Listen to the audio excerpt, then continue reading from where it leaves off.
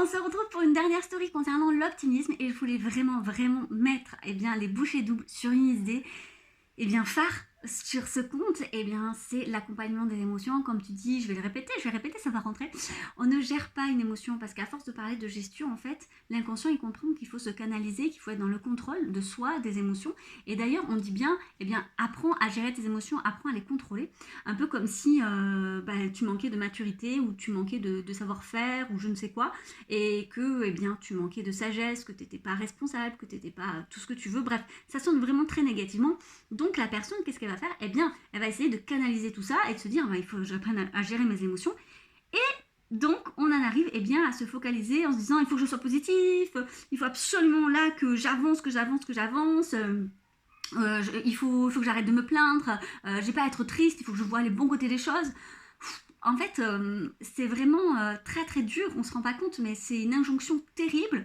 Et ça détruit une personnalité, totalement. Je veux dire, à un moment donné, c'est pour ça que les gens, ils en arrivent au burn-out. D'ailleurs, c'est exactement le même processus intellectuel. Ceux qui, par exemple, bossent en disant il faut que j'arrête de me plaindre, il faut que je bosse, de toute façon, j'ai toujours du boulot, il faut que j'arrive, ils s'écoutent pas du tout, ils n'écoutent pas leurs besoins du tout, et ils finissent en burn-out.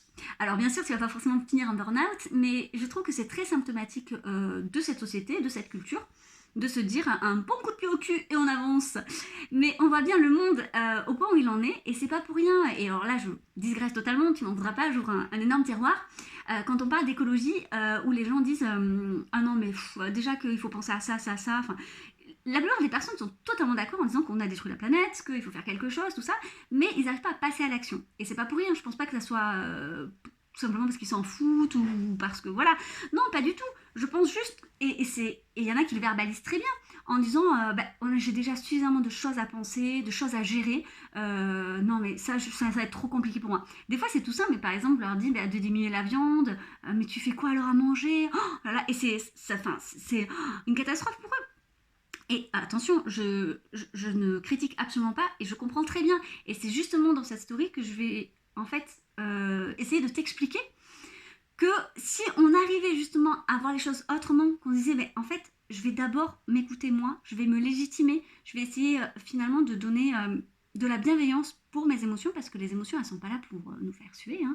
Je te mets un swipe up la vidéo que j'avais fait à ce sujet, mais c'est vraiment ça, c'est-à-dire que le but c'est quand même de se dire ok, si je ressens cette émotion, bien qu'elle soit très désagréable, mais n'oublie pas qu'une émotion elle monte un peu comme une contraction. Si tu as déjà accouché de façon physiologique, ça monte et ça redescend, mais ça dure pas des plombes, hein.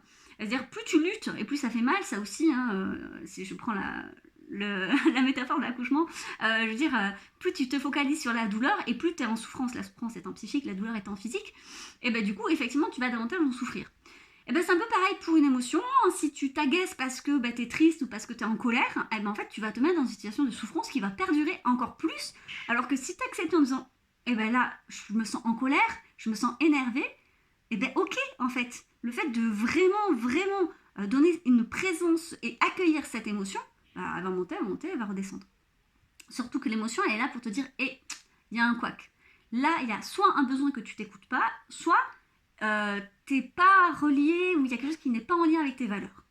En fait, une émotion, elle est là pour te parler, pour te dire qu'il y a quelque chose qui va ou qui va pas. Quand t'es joyeux ou que t'es content, tu te dis pas ah là là, c'est une catastrophe, et non, tu sais, en général, tu dis oh mais ça m'a fait plaisir, ça m'a touché, je suis émue, je suis plein de gratitude, enfin bref, voilà, le pouvoir de la gratitude aussi très important. Bref, tout ça pour te dire que les émotions, c'est la base de tout.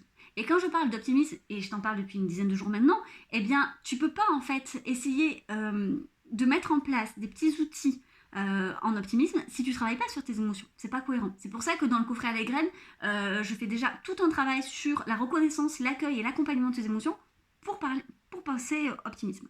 Parce que c'est vraiment logique en fait.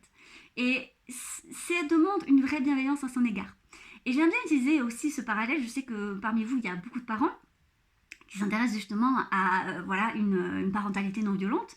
Quand ton enfant est triste ou en colère, bien que parfois je comprends très bien qu'en fin de journée on manque de patience et que accompagner une énième tempête émotionnelle c'est compliqué, en attendant on est bien d'accord que tu diras jamais à ton enfant ça suffit maintenant de pleurer, j'en ai marre, ça sert à rien, allez avance, enfin.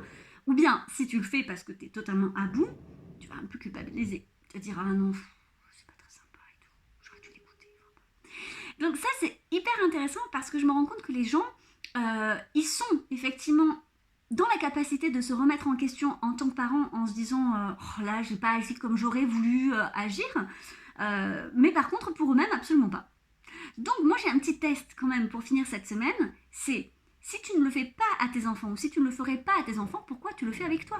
Tu vois?